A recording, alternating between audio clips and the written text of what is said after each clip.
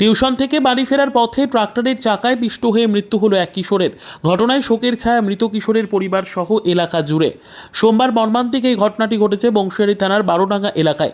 ঘটনার পর কিশোরকে উদ্ধার করে গঙ্গারামপুর সুপার স্পেশালিটি হাসপাতালে নিয়ে আসা হলে চিকিৎসক ও মৃত বলে ঘোষণা করে।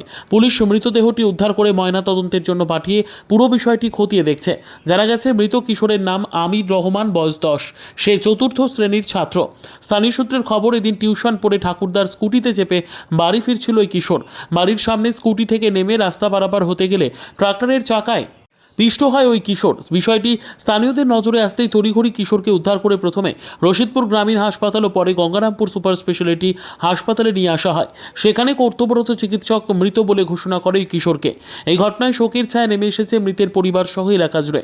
ঘটনার পর পুলিশ মৃতদেহ উদ্ধার করে ময়নাতদন্তের জন্য বালুরঘাট সদর হাসপাতালে পাঠিয়ে পুরো বিষয়টি খতিয়ে দেখছে।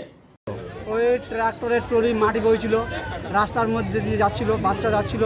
এই বাচ্চা এখন রাস্তার মধ্যে পড়ে গেছে, পড়ে যাবার ট্রলি, এই ট্রাক্টরের ট্রলি চাকা চড়ে গেছে পেটের উপর দিয়ে। আচ্ছা, তারপর তো রশিদপুরে আনলাম, রশিদপুরে ট্রান্সফার করে কাল দিয়ে আসার পর তো বাচ্চাটা মারা গেছে। এইভাবে কি বেপরোয়া ট্রাক্টর চলাচল করে আপনাদের এলাকায়? আমাদের তো এখন তো জমি এলাকায় এখন আমাদের সবার তো মাঠ কাটের কাজ করে, এখনকার কী করবেন, মাঠ কাজ করার জন্য এগুলো মাটি। ট্রাক্টর কি আটক করা হয়েছে? না, আটক করা হয়নি, সব লোকালের গাড়ি। ঠিক, আপনার নাম? আমার নাম সাজিদুর রহমান। ব্যুরো রিপোর্ট, উত্তর বাংলা সংবাদ।